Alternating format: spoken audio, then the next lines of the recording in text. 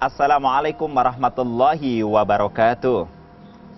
Alhamdulillahilladzi anzala ala abdihil kitab wa lam yaj'al lahu 'iwaja qayyiman liyundhira ba'san syadida min ladunhu wa yubashshiral mu'minina alladhina ya'maluna shalihat anna lahum ajran hasana. Asyhadu an la ilaha illallah wahdahu la syarikalah wa asyhadu anna Muhammadan abduhu wa rasuluhul mab'uulah la nabiyya ba'dah. Allahumma shalli wa sallim wa barik ala sayyidina Muhammadin wa ala alihi wa ashabi ajma'in, amma ba'du. Sahabat Zakat TV yang dirahmati Allah Subhanahu wa taala, apa kabar iman Anda hari ini? Doa dan harapan saya semoga keimanan kita senantiasa meningkat dari hari ke hari. Dalam kesempatan ini kita berjumpa kembali dan kita akan membahas tema tentang derita jembatan bahagia. Bersama saya, Sukerya Abdillah. Kenapa saya memilih tema derita jembatan bahagia? Sebab dalam kehidupan berumah tangga, setelah biduknya berlayar mengarungi lautan dunia, biasanya pada puluhan tahun atau belasan tahun, itu mulai terasa beban-bebannya. Mulai terasa adanya duri-duri yang mengganjal dalam perjalanan biduk rumah tangga seseorang. Mulai muncul yang tampak di benak pikiran kita, kekurangan-kekurangan pasangan kita. Tapi tahukah Anda bahwa derita dalam kehidupan rumah tangga sesungguhnya adalah ujian dari Allah Subhanahu wa taala untuk membuktikan apakah kita betul-betul serius membangun kehidupan rumah tangga untuk mencapai mardhatillah, ataukah kita membangun rumah tangga semata-mata hanya untuk kepuasan kemanusiaan kita saja. Kalau tujuannya adalah mardhatillah, jelas rumah tangga kita bukanlah semata-mata di bawah kekuasaan kita, tetapi kehidupan rumah tangga kita ada di bawah kekuasaan Allah Subhanahu wa taala. Maka wajar jika Allah yang akan memberikan keridhaannya kepada kita, Dia memberikan ujian-ujiannya supaya kita masuk dalam kelompok apakah yang layak untuk mendapatkan upah dari kerja kita mengelola kehidupan rumah tangga, ataukah sebaliknya. Na'udzubillah min dzalik. Allah akan mencampakkan kita dan menganggap kita sebagai kelompok pendusta. Allah menegaskan ungkapannya ini dalam surah Al-Ankabut ayat 1-3. A'udzubillahi minasyaitonirrajim. Alif lam mim. Ahasiban nasu ayutraku ayyaqulu amanna wa hum la yuftanun. Walaqad fatana alladziina min qablihim. Fala ya'lamannallahu alladhina shadaqu wa la ya'lamannal kadzibin. Alif lam mim. Apakah manusia mengira bahwa mereka akan dibiarkan begitu saja mengatakan amanna, aku telah beriman, dan wujud keimanan seseorang itu kemudian dia menikah di jalan Allah Subhanahu wa taala. Wa hum la yuftanun, kemudian tidak kami kirim fitnah ujian kepadanya. Walaqad fatanna alladziina min qablihim, dan sungguh orang-orang terdahulu sebelum mereka telah kami kirim ujian-ujian dalam kehidupan rumah tangga mereka. Fala ya'lamannallahu alladziina shadaqu wa la ya'lamannal kadzibin. Maka dengan itu Allah Subhanahu wa taala akan mengetahui siapakah orang yang benar dalam keimanan dan siapakah orang yang dusta dalam keimanan. Ini semakin mempertegas bahwa dalam menjalani kehidupan berumah tangga, kita harus senantiasa bersandar kepada Allah Subhanahu wa taala. Ujian yang dikirimkan bukanlah karena Allah Subhanahu wa taala hendak menjatuhkan kita dari kehidupan rumah tangga kita. Derita yang dikirimkan bukanlah dimaksudkan Allah Subhanahu wa taala untuk menyiksa kehidupan kita. Ujian dan derita yang ditimpakan kepada seseorang di luar dugaannya tidak dimaksudkan agar seseorang itu memilih jalan mundur alias hancur, bukan jalan yang dimaksudkan bahwa seseorang itu kemudian mencari jalan halal bercerai. Itulah kenapa cerai di dalam Islam adalah perbuatan mubah tapi dibenci oleh Allah Subhanahu wa taala. Kenapa? Karena dalam kehidupan rumah tangga Allah Subhanahu wa taala akan menakar kemampuan seorang hamba. La yukallifullahu nafsan illa wus'aha. Allah tidak akan memberikan ujian kepada seseorang kecuali sebatas yang dimilikinya kemampuannya. Dengan kata lain bisa jadi Allah Subhanahu wa taala menguji kita karena Allah Subhanahu wa taala tahu kemampuan kita. Saya ulangi, bisa jadi Allah Subhanahu wa taala mengirimkan ujian dan derita kepada kita karena Allah tahu kita mampu maka diberikan kepada kita. Oleh karena itu, logika yang dipakai dalam menghadapi ujian tidak bisa mutlak bersandar pada logika otak kiri yang matematis saja. Tetapi ketika menghadapi ujian dalam kehidupan berumah tangga yang harus kita gunakan adalah nilai-nilai keimanan. Yang harus kita gunakan adalah logika spiritual. Sebab ada hitung-hitungan matematis yang bisa jadi logika kita, otak kita tidak akan pernah mampu mencernanya. Bisa jadi di balik ujian-ujian, di balik derita-derita yang Allah kirimkan, Allah bermaksud untuk menempatkan posisi kita pada a'dhamu darajatan indallah, pada derajat yang tinggi di sisi Allah Subhanahu wa taala. Sehingga ketika derita menyapa, yang layak kita ucapkan bukanlah kenapa begini dan kenapa begitu. Kenapa? Karena ungkapan ini hanya akan membuka pintu-pintu syaitan. Dan kalau syaitan sudah masuk ke dalam hati, ia akan merusak tatanan-tatanan suci dalam hati kita terkait dengan stelsel, mur dan baut yang akan menopang kehidupan rumah tangga kita. Wajar kalau Rasulullah SAW juga menegaskan, "Idza asobathu musibah," jika kamu tertimpa musibah, fala taqul, maka jangan kamu mengatakan, "Lau kada kana kada wa kada," seandainya begini, seandainya begitu. Walakin qul, akan tetapi katakanlah, qaddarallahu ma syaa fa'ala.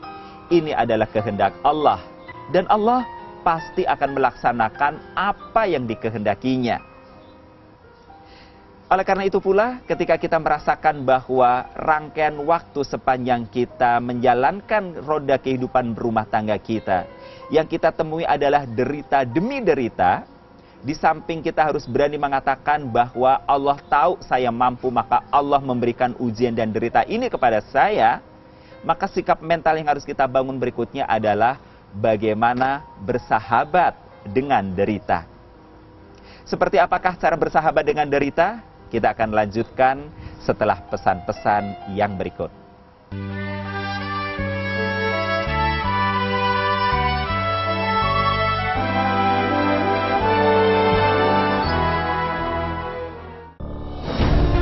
Ketika keindahan dunia merebak keselarasan, berbagi kemesraan. Ketika sejuta tangan merangkai kebahagiaan dalam kehidupan yang harmoni. Ketika zakat Anda wujudkan indahnya dunia.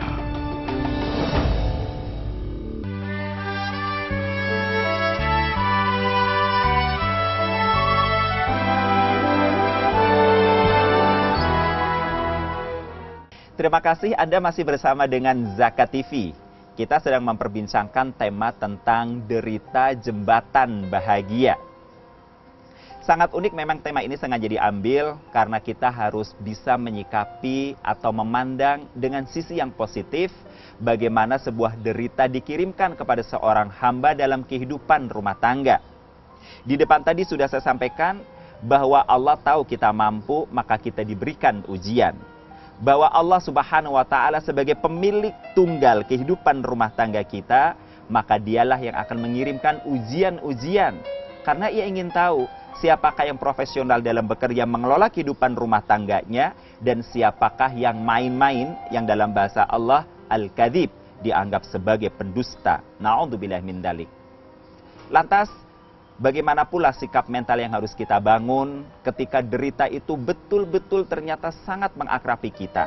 Apakah kita cukup bersahabat dengannya, menganggapnya tidak ada, sementara ini adalah sebuah realita? Ataukah kita akan hidup dalam alam angan-angan atau alam impian yang tiada bertepi? Jawabannya cuma satu. Kita memandang kehidupan rumah tangga kita ini ibaratnya sebuah perusahaan. Kita adalah pengelola. Pemodalnya adalah Allah Subhanahu wa Ta'ala. Ini yang harus kita pahami. Allah telah mengamanahkan kepada kita untuk mengelola kehidupan rumah tangga kita. Allah sebagai pemilik modal, dialah yang akan menjamin rizki dalam kehidupan rumah tangga kita. Oleh karena itu, yang Allah kehendaki adalah hubungan, komunikasi kita kepada Allah Subhanahu wa Ta'ala jangan sampai terputus. Apel kita, laporan-laporan kita kepada Allah Subhanahu wa Ta'ala jangan sampai tertinggal walaupun satu waktu. Oleh karena itu, pertama yang harus kita lakukan dalam menghadapi derita kehidupan rumah tangga adalah aqimis sholah, tegakkan sholat. Karena sholat adalah sarana komunikasi kita kepada Allah Subhanahu wa Ta'ala. Dengan kita berkomunikasi kepada Allah Subhanahu wa Ta'ala, maka secara tidak langsung kita sedang mengangkat sampah-sampah emosi di dalam jiwa kita.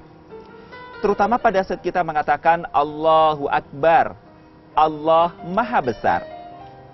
Persoalan saya yang besar dalam kehidupan ini akan diatasi oleh Allah Subhanahu wa Ta'ala yang Maha Besar. Sehingga belakangan ada ungkapan yang berbunyi, wahai masalah besar, aku punya Allah yang Maha Besar. Ada batas maksimal kemampuan seorang hamba memikul beban-beban dalam kehidupan rumah tangganya. Tapi ingat, ada Allah Subhanahu wa Ta'ala yang siap mengangkatnya atau siap memberikan kekuatan kepada kita sehingga kita akan mampu memikul kehidupan rumah tangga. Ada pula sebagian teman mengatakan, jika kamu tertimpa derita atau musibah, jangan kau meminta agar derita dan musibah itu diangkat dari sisimu. Tapi mintalah kepada Allah tambahan kekuatan agar kamu makin mampu memikul beban-beban derita dalam kehidupan itu. Maka dengan sholat 5 waktu kita sedang menyampaikan kepada Allah. Apalagi dalam doa iftitah yang masyhur ada ungkapan yang berbunyi inna sholati wa nusuki wa mahyaya wa mamati lillahi rabbil alamin. Sesungguhnya sholatku, ibadah-ibadahku, aktivitas-aktivitasku, hidup dan matiku adalah milik Allah Subhanahu wa Ta'ala. Maka derita yang membelit kehidupan rumah tangga kita, sesungguhnya itu juga milik Allah Subhanahu wa Ta'ala. Kemudian dalam gerakan sholat ada ruku dan sujud. Secara psikologi, gerakan ruku dan sujud membuat emosional kita mengalami pengendapan-pengendapan. Ada cooling down. Bukan sekedar pengendapan, tetapi pada saat kita menyebutkan Subhana Rabbiyal Azim, Subhana Rabbiyal A'la, maka pada saat itu sesungguhnya kita sedang melepas sampah-sampah emosi kita. Niscaya dengan seperti ini maka hati menjadi tenang, pikiran menjadi terang. Salat menjadi penuntun seorang hamba untuk senantiasa berkomunikasi dengan Allah Subhanahu wa Ta'ala, juga menjadi media untuk seseorang memohon pertolongan kepadanya. Allah sendiri menegaskan dalam salah satu ayatnya di surah Al-Baqarah, misalnya, Innallaha ma'as sabirin, atau ista'inu bis sabri was salah, Innallaha ma'as sabirin. Mohonlah pertolongan kepada Allah dengan sabar dan salat. Sesungguhnya Allah bersama dengan orang-orang yang sabar. Yang kedua yang bisa kita lakukan adalah senantiasa melakukan amal-amal nafilah. Amal nafilah ini yang bisa kita lakukan salah satu diantaranya adalah saum sunnah. Pada saat seseorang melakukan saum sunnah, ada pembatasan-pembatasan aktivitas biologis yang notabene-nya aktivitas ini sifatnya sangat konsumtif. Dengan kita menghentikan aktivitas-aktivitas konsumtif seperti ini, maka akan mengajarkan kepada jiwa tentang makna ketawaduan, tentang makna kezuhudan, makna tentang rendah diri, makna tentang merasa kebercukupan dengan segala apa yang Allah Subhanahu wa Ta'ala berikan kepadanya. Pada saat kita sudah merasakan cukup dengan apa yang diberikan Allah Subhanahu wa Ta'ala kepada kita, maka akan lahirlah jiwa qanaah, menerima dengan senang hati setiap pemberian yang diterimanya. ini pun akan melapangkan jiwa seseorang. Sehingga ia akan senantiasa memiliki energi-energi baru dalam memikul beban-beban kehidupan rumah tangganya. Ia akan merasakan bahwa penderitaan akibat ia menahan aktivitas biologisnya itu bukan hanya dia saja. Sementara dia dengan sengaja menahan aktivitas biologis dalam koridor syariat, dia akan mendapatkan upah pahala, hadiah dari Allah Subhanahu wa Ta'ala yang akan dia petik kelak di hari akhir. Sementara di seberang sana ada saudara-saudara kita, saudara-saudara Anda yang harus menahan aktivitas biologis disebabkan karena memang Allah membatasinya sedemikian rupa. Baik karena bencana yang menimpanya dari sisi bencana alam, ataukah musibah kecelakaan yang membuat tubuhnya menjadi rusak sebagian. Kita bisa jadi menjadi lebih beruntung dibanding saudara-saudara kita yang aktivitas biologisnya dibatasi oleh Allah Subhanahu wa Ta'ala disebabkan musibah yang sedemikian rupa. Sementara kita bisa jadi mendapatkan derita, mendapatkan ujian hanya pada batasan-batasan di mana kita merasa lemah untuk menggapai apa yang kita inginkan. Maka semakin terbuka bagi kita pemahaman bahwa derita betul-betul kelak akan menjadi jembatan untuk bisa mencapai pada titik kebahagiaan. Yang ketiga yang bisa kita lakukan adalah dengan banyak bersedekah, banyak berbagi, banyak memberi. Ketika orang mengatakan, iya gimana saya mau memberi? Untuk sendiri saja saya tidak cukup. Maka ketahuilah, justru keutamaan memberi adalah pada saat kita mengalami keterbatasan. Ketika kita sedang cukup, apalagi berlebih, tentu saja memberi menjadi sesuatu yang sangat mudah. Tetapi, pada saat kita dalam keadaan berkekurangan, memberi tentu menjadi sesuatu yang sangat berat. Seperti apakah rahasia memberi ini sehingga bisa menjadi jembatan menuju pada kebahagiaan? Kita akan lanjutkan selepas pesan-pesan yang berikut ini.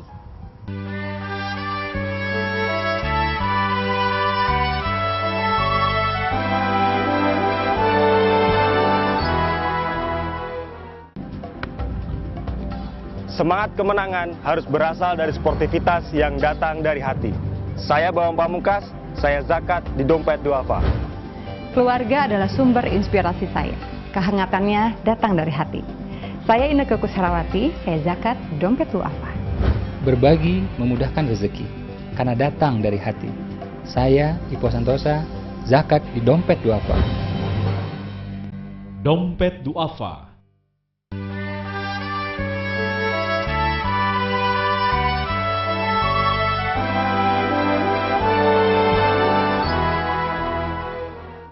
Terima kasih Anda masih bersama dengan Zakat TV. Bagi Anda yang mungkin baru menyaksikan sesi ini, tema kita kali ini adalah derita jembatan bahagia. Kita sudah membahas bahwasanya Allah Subhanahu wa Ta'ala menghendaki dengan derita-derita yang disampaikan kepada seorang hamba karena Allah tahu kita mampu memikulnya atau Allah ingin mengangkat derajat kita. Di segmen sebelumnya tadi sudah kita bahas pula bahwa untuk bisa menyikapi derita ini dengan sisi yang positif adalah banyak memberi, banyak bersedekah, banyak berbagi. Rahasia berbagi justru pada saat kita memiliki jiwa yang mampu untuk berkorban dalam bentuk berbagi, kebahagiaan itu justru akan datang menyapa kita. Kebahagiaan itu pula bisa jadi akan melahirkan kemakmuran-kemakmuran materi yang begitu luar biasa. Salah satu contohnya adalah terasa tentramnya jiwa kita, merasa cukup dengan apa yang ada. Qanaah, bahasa lainnya, akan tertanam secara otomatis dalam kehidupan kita. Dan bisa jadi prestasi kehidupan rumah tangga kita akan mengalami lompatan yang begitu dahsyat. Apalagi jika rumah tangga yang kita bangun, status sosial yang kita duduki, adalah status sosial yang bisa mempengaruhi halayak ramai di luar sana. Dulu ada sebuah rumah tangga yang cukup sukses menghadapi hantaman derita. Dengan semangat berbagi, justru eksistensinya dalam kehidupan masyarakat membuat rumah tangga ini mampu menebarkan kemakmuran, bukan hanya ke sekeliling saja, tapi justru ke seluruh persada bumi. Rumah tangga siapakah itu? Ya, rumah tangga Amirul Mukminin Umar bin Abdul Aziz. Pada saat beliau diangkat menjadi khalifah kaum muslimin seluruh dunia, dunia Islam dalam keadaan kembang kempis secara ekonomi. Kehidupan ekonomi rumah tangga beliau pun dalam keadaan pas-pasan. Tapi setelah siang harinya dilantik, pada malam harinya beliau panggil sang istri. Beliau berkata kepada istrinya, "Ya Fatimah, seluruh perhiasan yang kau kenakan itu dari ujung rambut sampai ujung kaki adalah milik umat Islam. Saya minta kembalikanlah kepada mereka. Kita akan pulangkan ke Baitul Mal. Wahai istriku, tapi ada pilihan. Jika kau ingin tetap bersama denganku, kau akan bertemu dengan Allah dan Rasul-Nya insya Allah di surga nanti, maka lepaskanlah itu semua. Tapi sebaliknya, jika kau ingin tetap mempertahankan perhiasan itu menghias tubuhmu, maka kau aku kembalikan kepada anggota keluargamu." Tentu saja permohonan yang di luar dugaan Bunda Fatimah ini bak halilintar yang menyambar menggelegar di siang bolong. Orang yang terbiasa hidup mewah, menampakkan kemewahan, riang dengan segala kegemerlapan, tiba-tiba sontak harus menarik seluruh perhiasannya, berubah total penampilannya menjadi orang yang seakan-akan jatuh miskin seketika. Secara mentalitas, siapapun orangnya pasti akan mengatakan, "Saya angkat tangan, saya menyerah, saya tidak sanggup." Tapi malam itu, jawaban Bunda Fatimah sangat spektakuler. Beliau mengatakan, "Baiklah suamiku, demi baktiku kepadamu, demi taatku kepada Allah dan Rasulku, maka malam ini permintaanmu ini akan aku penuhi. Aku lepas seluruh perhiasan ini." Dengan tetes air mata, Bunda Fatimah melepaskan seluruh perhiasan yang menempel di sekujur tubuhnya. Beliau kembalikan kepada Baitul Mal. Demi apa? Keutuhan sebuah rumah tangga. Apakah beliau menderita? Sangat menderita. Apakah detik itu beliau merasa bahagia? Tidak ada kata kebahagiaan. Beliau tiba-tiba merasa gelap mendampingi seorang suami yang menjadi pemimpin kaum muslimin seluruh dunia. Bukan terbukanya pintu-pintu kemewahan dunia, bukan terbukanya kemudahan-kemudahan fasilitas dunia yang memanjakan, tapi justru malam itu menjadi gelap gulita. Namun, karena kesabaran beliau, pemahaman beliau yang baik, mengiringi perjalanan suami, bahkan sejarah mencatat, Bunda Fatimah sangat gemar sekali melakukan sholat tahajud, menjaga komunikasinya yang baik dengan Allah Subhanahu wa Ta'ala. Beliau juga menjamu para duyufur rahman yang berkunjung ke Haramain. Para hujaj yang datang ke Mekah dan Madinah selalu disuguh dengan air-air minum, terutama air Zam-Zam. Beliau juga menjadi wanita yang gemar melakukan atau memberikan santunan-santunan kepada para fuqara, para masakin, kaum du'afa, bahkan para yatim dan yatim piatu. Beliau terus berbagi.